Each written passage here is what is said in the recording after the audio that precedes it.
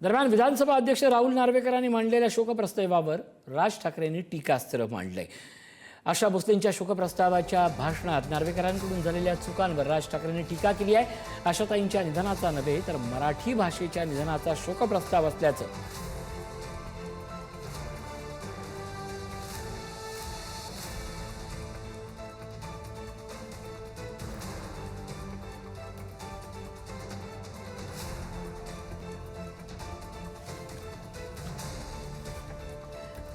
नार्वेकरांच्या मराठी भाषेवरून राज ठाकरे यांनी टीका केलेली आहे।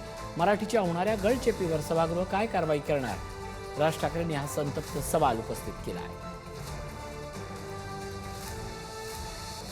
लता मंगेशकर या प्रत्यक्ष भगवंताची वासरी होत्या, तर आशाताई साक्षात राधेच्या मनातले घनश्यामाचा स्वर होत्या।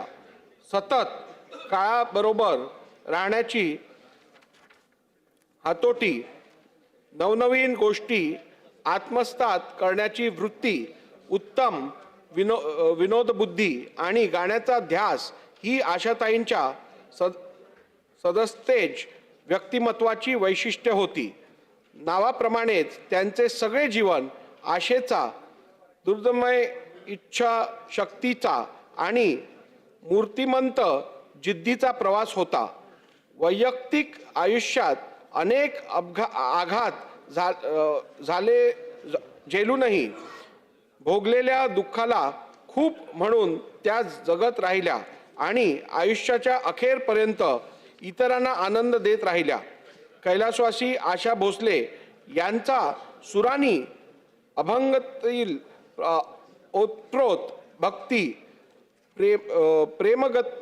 गीतातील अनुराग, श्रृंगार गीतातील मधुराळ मादकता, विरह गीतातील दुखरी वेदना, उडत्या गाण्यातील खट्याळपणा आणि बिनधास्तपणा या समस्त भावना कोट्यावधी गान रसिकांच्या हृदयापर्यंत पोहोचविल्या।